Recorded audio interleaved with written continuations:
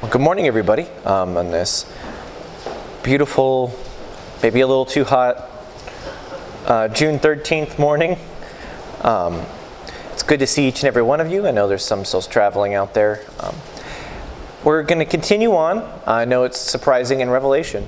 Chapter 14, and we're going to kind of continue the theme of getting the context behind these things. I know Revelation has shown us that a lot of the mentions or a lot of the imagery, a lot of the things that are brought out in these chapters are not single instances in Scripture. There's a lot of imagery that's shown in other portions, and we're going to see those a little bit more today. Some from Isaiah, some from Joel. It's some interesting parallels to see for sure. It looks like a lot of prophetic in nature chapters, and once we read some of those, we might have to read the whole chapters because there's a lot of interesting stuff in there as well that show just how planned this is, that this is not something that came out of the blue. Revelation is not something that is an isolated event. It's not something that's an isolated book of the Bible.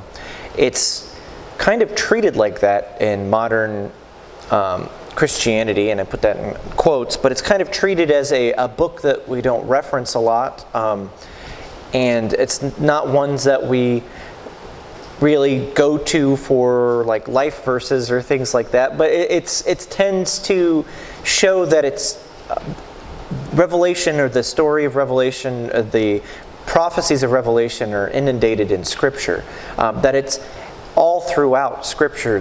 These imageries show up.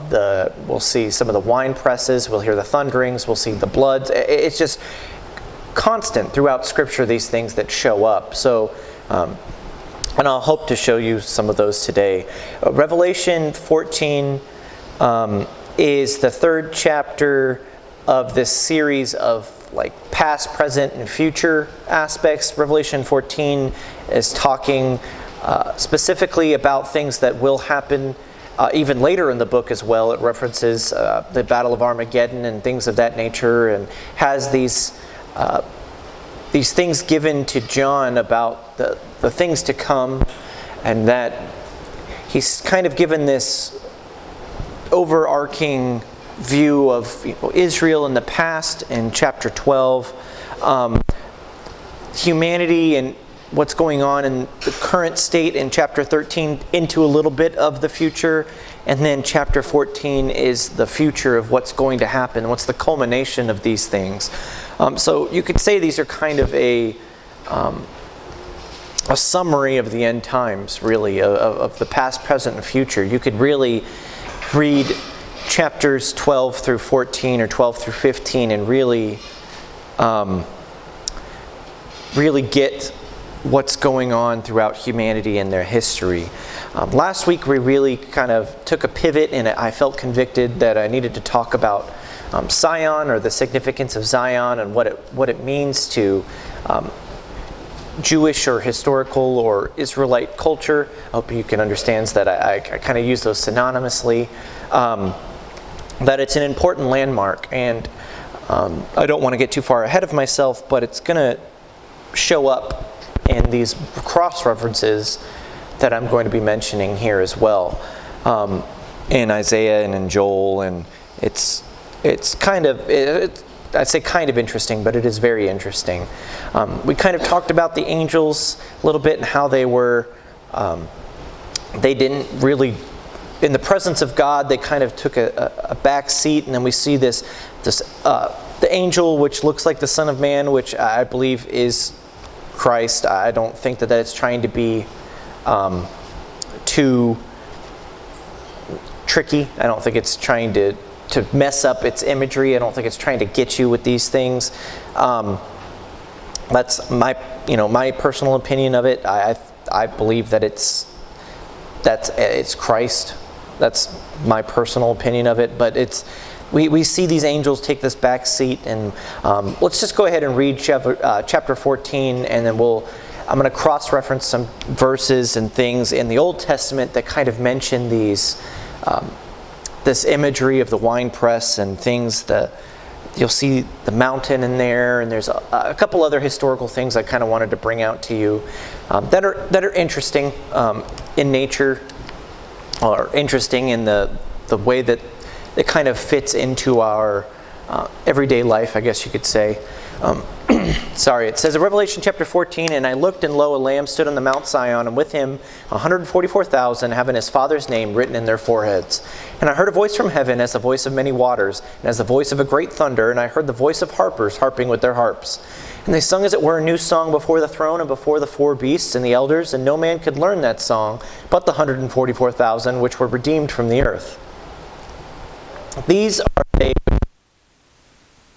virgins, these are they which follow the Lamb whithersoever he goeth. These are redeemed from among men, being the firstfruits unto God and to the Lamb. And in their mouth was found no guile, for they are without fault before the throne of God. And I saw another angel flying in the midst of heaven, having the everlasting gospel to preach unto them that dwell on the earth, and to every nation and kindred and tongue and people, saying with a loud voice, Fear God, and give glory to him, for the hour of his judgment is come, and worship him that made heaven and earth and the sea and the fountains of waters. And there followed another angel, saying, Babylon is fallen, that great city, because she made all nations drink of the wine of the wrath of her fornication. And the third angel followed them, saying with a loud voice, If any man worship the beast in his image, and receive his mark in his forehead or in his hand, the same shall drink of the wine of the wrath of God, which is poured out without mixture into the cup of his indignation. And he shall be tormented with fire and brimstone in the presence of the holy angels and in the presence of the Lamb. And the smoke of their torment ascendeth up forever and ever, and they have no rest day nor night, who worship the beast in his image, and whosoever receiveth the mark of his name. Here is the patience of the saints. Here are they that keep the commandments of God and the faith of Jesus. And I heard a voice from heaven saying unto me, Write, Blessed are the dead which die in the Lord from henceforth. Yea, saith the Spirit, that they may rest from their labors, and their works do follow them.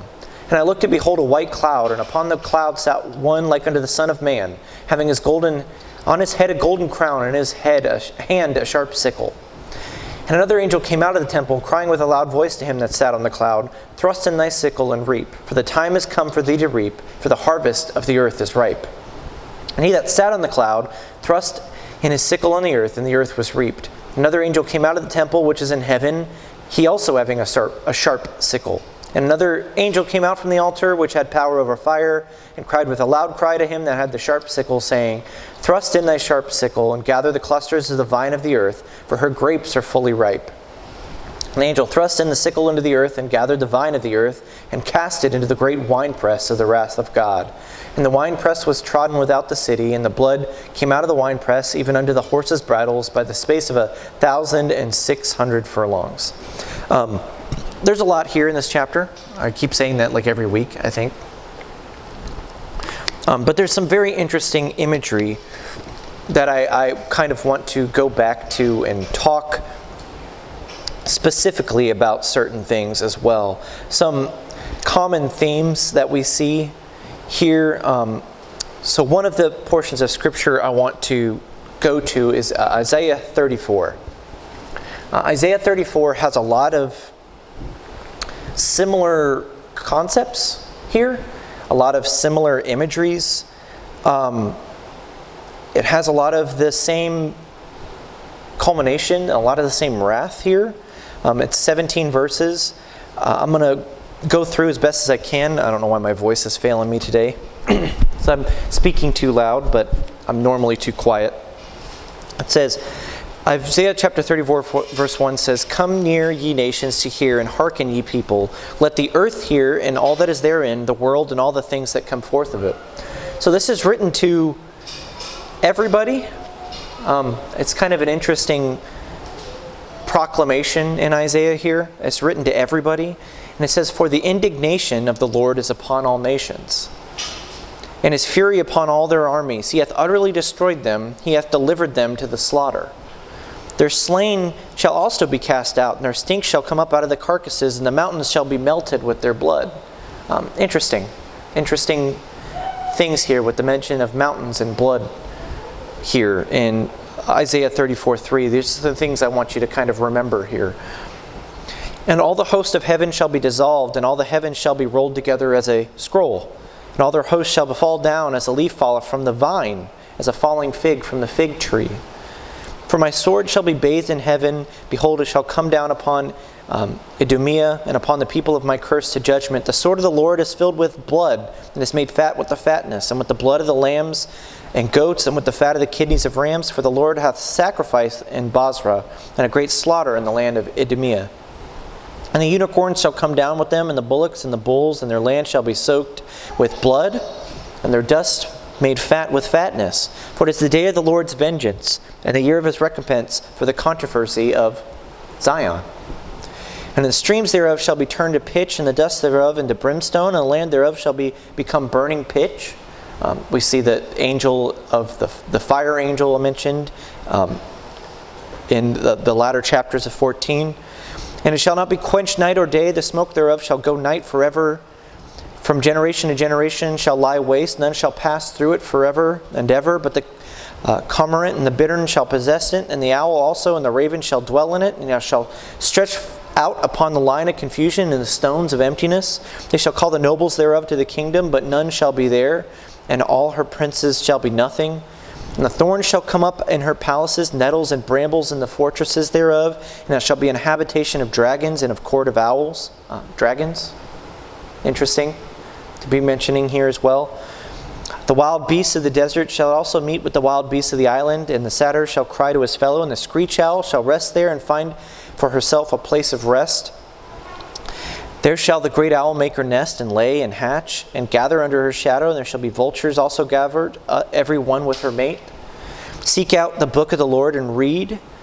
No one of these shall fail, no one of these shall want her mate, for my mouth it hath commanded, and his spirit hath gathered them. And he hath cast the lot for them, and his hand divided unto them by line. And they shall possess it forever, from generation to generation shall they dwell therein. What an interesting chapter. What an interesting chapter. And that's in Isaiah, right? And I hope you guys can see a lot of the same imageries here of the wine, the brambles, the fire, the fact that Zion's mentioned. This is kind of just to corroborate the fact that Revelation doesn't come out of nowhere. These are things mentioned in the Old Testament. In fact, I have another portion of Scripture I wanted to talk about of these things also happening and having similar talkings about the vengeance of the Lord. And we've seen if I'm not mistaken, indignation is also mentioned here, which is a very, I think, purposeful descriptive term. I think a very interesting that, and I'm trying to make sure I get where for some reason I didn't write it down. Where's the indignation in chapter 14? Does anybody know? I'm trying to remember. Revelation? Yeah, Revelation. Sorry. 10 in verse 10. Thank you. Yeah, which is poured without mixture into the cup of his indignation. Something that we will probably study coming forward, not necessarily this week and not next week. I believe I'm preaching for Dad. No, not next week. The 2 weeks after that, the 27th, I believe. So I think we'll talk specifically about the imagery of wine and wine press, and there's lots of different interesting connotations of that in Scripture. Not necessarily something I wanted to get into this week, but it's mentioned a lot in this chapter. And so I do want to give it its due of why it's mentioned. It's mentioned multiple times, and wine press is mentioned multiple times in this chapter. So, I hate to be the bearer of bad news, but if it's repeated, it's more than likely have an importance. So we'll want to do a little bit more of a study in that for sure. Very interesting, these parallels that are shown here in Isaiah. These parallels that are shown here of how God is going to pour out his wrath. Here mentions of the mountains, and real quick we'll just go to Revelation 16 just to kind of show one little parallel with the mountains and the blood and how they're destroyed. I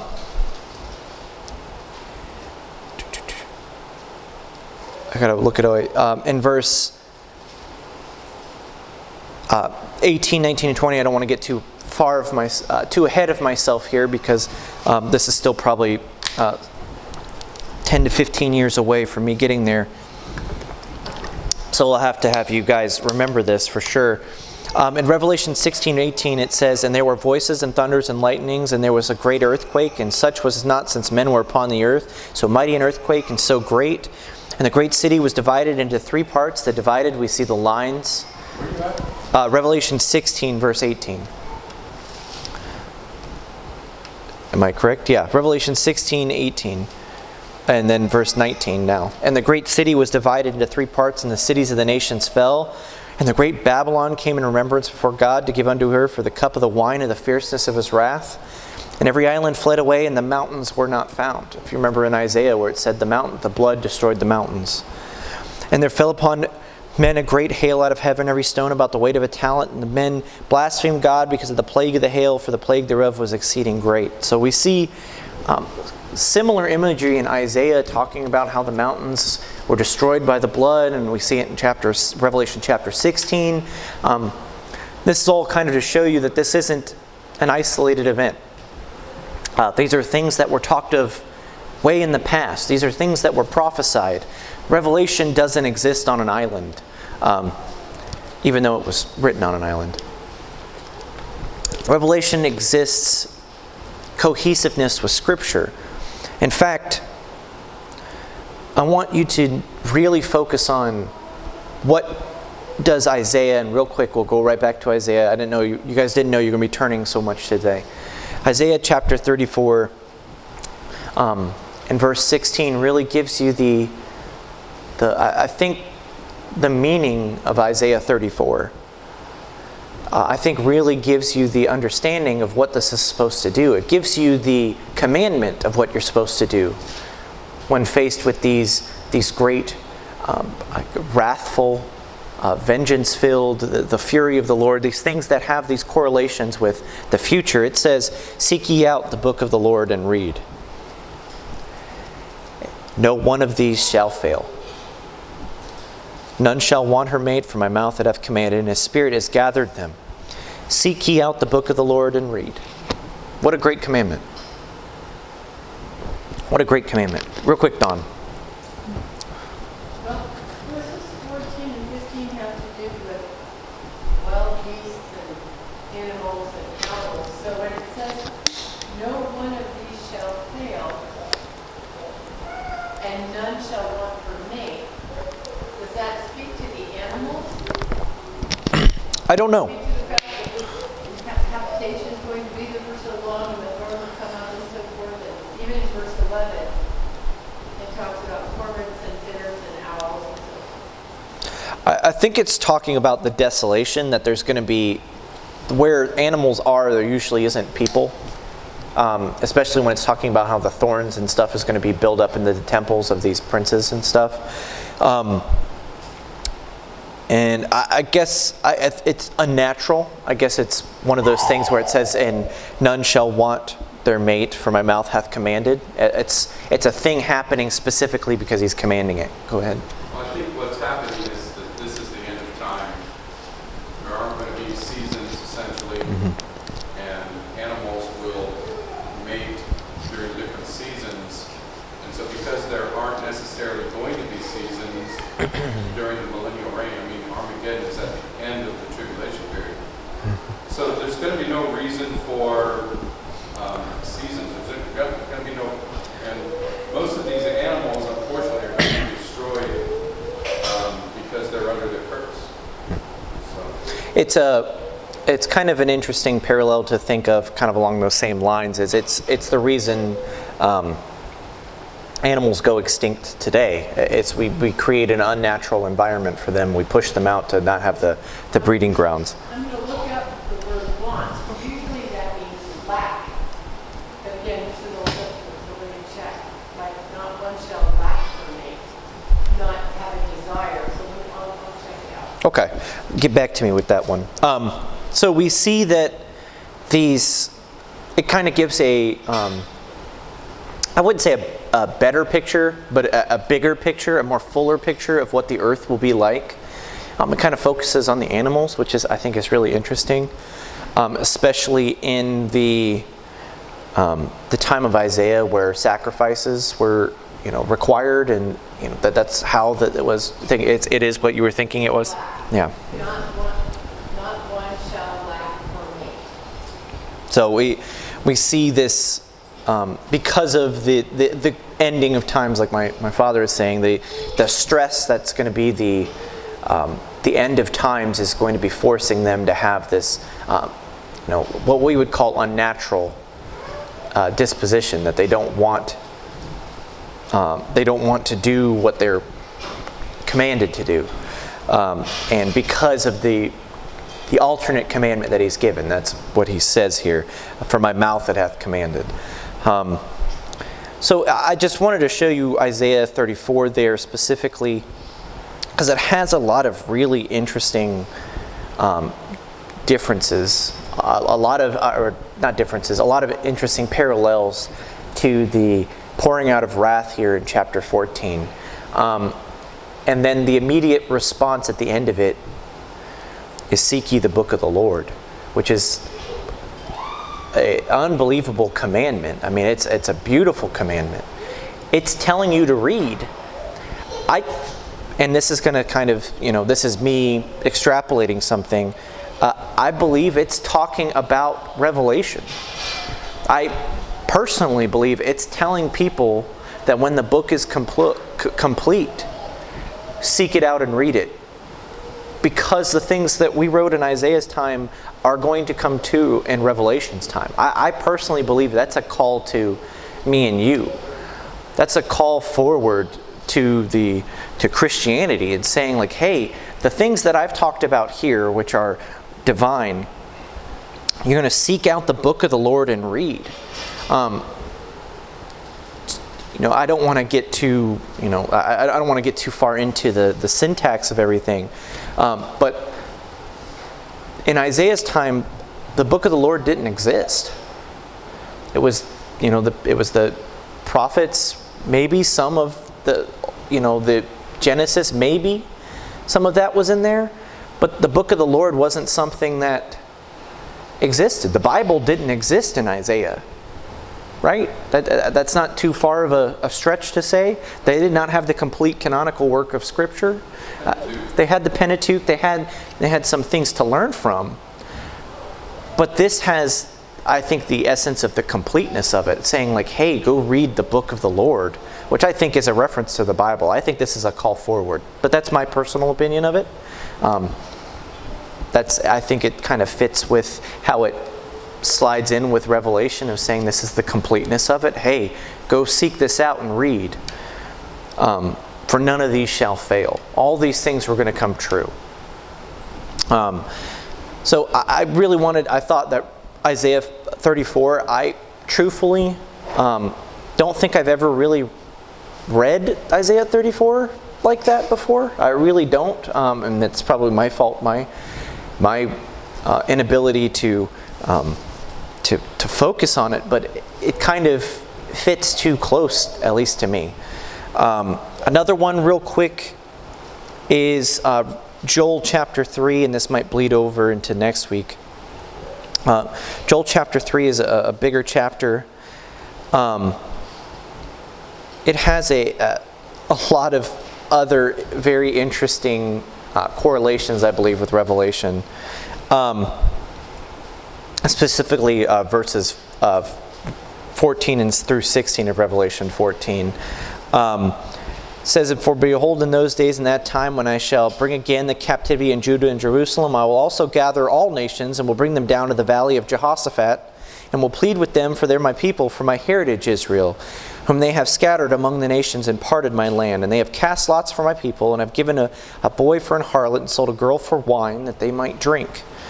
Yea, that they had to do with me, O Tyre and Zidon, and all that the coast of Palestine. Will you render me a recompense? And if you recompense me swiftly and speedily, will I return your recompense upon your own head.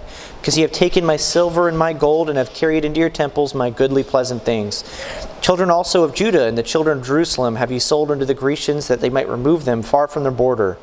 Behold, I will raise them out of the place whither ye have sold them, and I will return your recompense upon your own head. Wow. That's a powerful, there's a whole study in those two verses anyway. And I will sell your sons and your daughters into the hand of the children of Judah, and they shall sell them to the Sabeans and to a people afar off, for the Lord hath spoken it. Proclaim ye among the Gentiles, prepare war. Wake up the mighty men. Let all the men of war draw near. Let them come up. Beat your plowshares into swords and your pruning hooks into spears. Let the weak say, I am strong. Assemble yourselves, and come all ye heathen, and gather yourselves together round about. Thither cause the mighty ones to come down, O Lord. Let the heathen be wakened, and come into the valley of Jehoshaphat. For there will I sit to judge all the heathen around them about. Put ye in the sickle, for the harvest is ripe. Come, get ye down, for the press is full. The fats overflow, for their wickedness is great. Multitudes, multitudes in the valley of decision, for the day of the Lord is near in the valley of decision. The sun and the moon shall be darkened, and the stars shall withdraw their shining. The Lord also shall roll out from Zion, and utter his voice from Jerusalem. And the heavens and the earth shall shake, but the Lord will be the hope of his people, and the strength of the children of Israel. So shall ye know that I am the Lord your God, dwelling in Zion, my holy mountain. Then shall Jerusalem be holy, and there shall be no strangers pass through her any more. And it shall come to pass in that day that the mountains shall drop down new wine, and the hills shall flow with milk, and all the rivers of Judah shall flow with waters, and a fountain shall come forth of the house of the Lord, and shall water the valley of Shittim.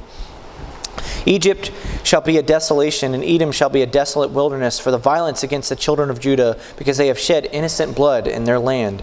But Judah shall dwell forever, and Jerusalem from generation to generation. For I will cleanse their blood that I have not cleansed, for the Lord dwelleth in Zion. Wow. Wow. Dawn practically shot out of her seat. Dawn, what do you have to say? Okay, verse 19 is talking about Egypt being a desolation and Edom a desolate wilderness. Idumea is another word for Edom. Yes. Back in Isaiah 34. So that was the group that would have had the Israelites pass, and they were first. Thank you for getting to my next point. Oh, I'm sorry. No, you're fine. I like that that's what's brought out. The fact that Idumea is Edom, it's referencing each other.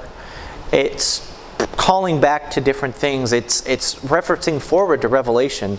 I hope there was a lot of things you caught there in reading that. I know it was fast. That showed a lot of the same imagery that Revelation will have. The mentions of Zion, that it dwells forever. Sun and moon darkening. The valley of decision. I just was curious if you guys, and this is just kind of a parting question because I do have to finish. When it mentions Jehoshaphat, that's a very interesting way to mention the time of Israel at this time. Because who is adjacent to Jehoshaphat? Ahab, who is adjacent to Jezebel as well, right? They all kind of go together because of his lack of separation, his lack to take action. They're together. He's talking about the Israelite side of this and the other side of this, but they're all adjacent to each other. And we've already seen the great harlot and Babylon is fallen. We get these beautiful imageries that kind of but they do have this beautiful marriage together. There's a lot there. And I kind of wanted to just show you these references, and there's lots of them. But the fact that they keep mentioning wine, they keep mentioning Zion, they mention Edom, they mention all these great things that happen in Revelation of the sun and the moon darkening, and the thrusting out the sickle is mentioned in Joel. It's just to show you that I told you that this doesn't exist in a vacuum, but now I hope you can see it, that it's mentioned before. Revelation has been foretold and is a foretelling of our future. They have this instance where they're able to look forward and say, hey, this isn't just something that just exists in the end of the book that you can ignore. This is something that you have to study. Probably next week we'll study a little bit more about the wine presses and kind of what that means to historical and Jewish culture and what those mean and the contrasts, because there's mention of wine being a good thing and there's mentions of wine being a bad thing. We know that He is the vine and we are the branches, right? And then we see mentions of branches being cut off, and how do those fit in with each other? And it's not convoluted, but when put in the correct context, I think will make a really good study for us in the future. But Mr. Stewart, if you don't mind closing us in prayer today. Father,